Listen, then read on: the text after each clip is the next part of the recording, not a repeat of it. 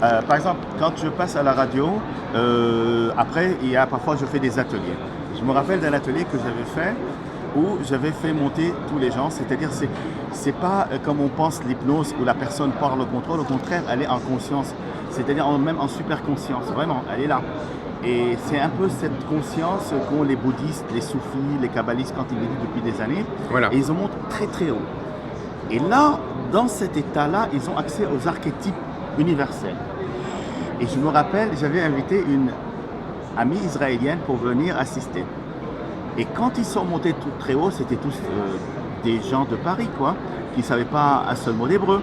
Quand ils sont montés très très haut, je les ai mis en contact avec leur guide. Chacun il a son guide, etc., qu'il voit ou qu'il entend ou qu'il sent. Et j'aurais demandé à votre guide s'ils savent ce que c'est. Et j'ai prononcé le terme anal akashique, mais en hébreu. Oui. Uniquement. Donc ils ne savaient pas de quoi il s'agit. Non. Eux, ils ne savaient pas. Je leur ai demandé, vérifiez avec votre guide s'ils ont bien compris. Ça s'appelle, les annales akashiques s'appellent en hébreu. Oui. Comment ça s'appelle Sifriyat HaChaim. C'est la librairie de la vie. Oui. Sifriyat HaChaim. Pas mal, oui. Ok. Donc ça n'a rien à voir avec les annales akashiques. Figurez-vous qu'ils arrivent tous là-bas, ou presque tous, disons, et ils trouvent la solution de leur problème, et ils reviennent. Une seule personne n'a rien compris. C'était qui? C'était la copine israélienne qui s'appelait Yael, qui était là. Elle m'a dit, mais Jeanne, pourquoi? Parce que comme eux, les autres, ne comprenaient pas, ils y sont allés, ils n'étaient pas passés par le mental. Tandis qu'elle, elle cherchait dans son mental qu'est-ce que ça signifie, ce qu'elle comprenait, et elle cherchait à le trouver, elle ne trouvait pas. Voilà, c'est marrant, c'est ce que je dis.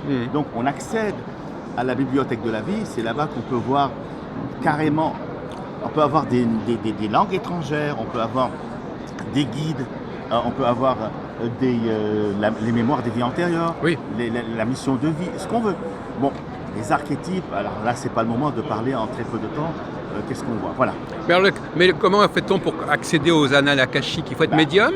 Non, absolument pas. Je suis le dernier des derniers Comment médiums. fait-on? On peut arriver à consulter ces annales? Je me mets en résonance, en vibration très haute, comme je le fais au niveau énergétique. Je fais une induction qui met en super conscience, c'est-à-dire la personne est là, et par résonance, la personne, elle accède elle-même. Ah, d'accord. Et c'est elle qui voit, moi je ne vois pas pour Ah, elle. oui, d'accord. C'est à l'envers. Et c'est intéressant, parce que quand vous passez à travers un médium, c'est vrai qu'ils sont canal. Des informations leur arrivent. Parce qu'il faut considérer qu'il y a plusieurs couches. Il y a une première couche qui est la couche de l'information. Cette information, pour passer dans notre monde à nous, il faudrait qu'elle passe par une forme ou une matière. Toute matière a une forme et toute forme a une matière. Donc on ne peut pas comprendre des informations. Alors ça va être par exemple un hibou, je dis n'importe quoi, un serpent, un dragon, une chaise. C'est dans l'inconscient collectif, tout le monde le fait. Okay. Ça a une signification. Et après, derrière, il y a l'interprétation que la personne en comprend. Mais quand ça passe à travers un médium, eh bien lui, il va voir ces symboles qui vont venir. Comme ça passe par son filtre à lui précisément, il y a nécessairement une déformation. Je donne un exemple de déformation pour que vous compreniez quel est l'intérêt de la déformation. Alors pourquoi on vous dit, ouais, j'étais allé voir un médium, il m'a dit des choses, ça ne s'est jamais passé ou c'est jamais ça, etc. Parce que tout simplement, ils sont sincères.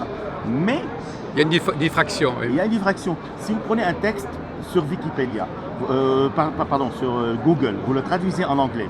Ah, il y a déjà une perte, oui. Il y a minimum 10%, ou même s'il y a 5% de 95% c'est vrai, 5% c'est faux. Mais les 5% vous ne les trouvez pas et ça fout en l'air tout le texte. Eh oui. Vous ne comprenez plus rien.